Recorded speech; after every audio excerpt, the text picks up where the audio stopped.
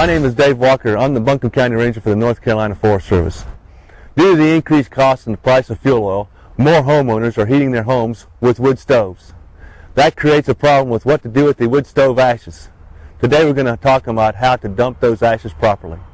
The first thing you have to do is get the ashes out of the stove. The most important thing is to put the ashes into a metal container. Never use a cardboard box, plastic bucket, or paper sack to put these ashes into. They may be hot. In fact, they probably are if that fire's been in that stove anytime within the last 12 hours to 3 or 4 days. These coals will last a very long time, longer than you think. So put the ashes into a metal container and be careful not to drop any of the ashes or coals onto the floor surrounding the wood stove. And anything you sweep up around the wood stove, dump that into the ashes too, so you don't accidentally put a coal into your trash.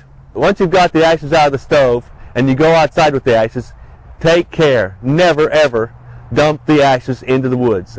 Never store the ashes on a wood deck, near leaves, near your wood pile. There's two ways you can deal with the ashes. One is to add water and make a watery soupy mix and then dump them in the garden, and we'll talk about that in a few minutes. The other way is to just put the ashes in a bucket outside where the rain can get to them, away from flammable material where it could ignite, and just let the rain water put the ashes out.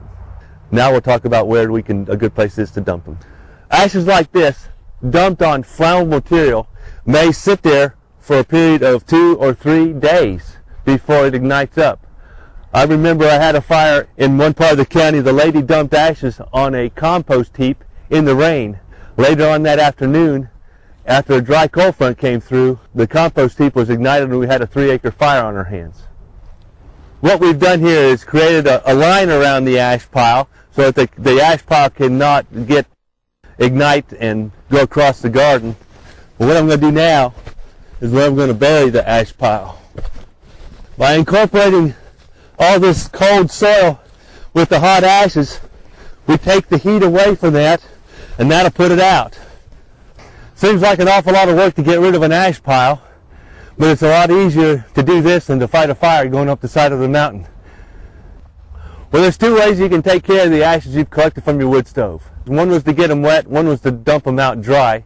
If you dump them out in the garden dry, you have to clear a space, dig a hole, incorporate the ashes with the soil, and then bury it, and it takes a little bit of work. However, if you dump them out wet, all you have to do is get the ashes wet, leave them sit for a few days, then go to the garden, clear an area, and then put the ashes on the ground, and then you can forget about them. Most people would never consider taking a match and lighting leaves on fire in the woods. Dumping ashes in the woods, however, is very similar to that. The trouble is, the ignition of the woods will take a little bit of time, and the fire will start when you least expect it, or worse, when you're not at home. To summarize, there's several things you need to remember when taking care of your wood stove ashes. One, be careful how you get the wood stove ashes out of the stove. Put those ashes into a metal container, not into a container that is combustible. Paper, plastic, cardboard. Don't put it in those. Put those wood stove ashes in a metal container, put water on them, and let them sit. The take-home message today is never ever dump ashes into the woods.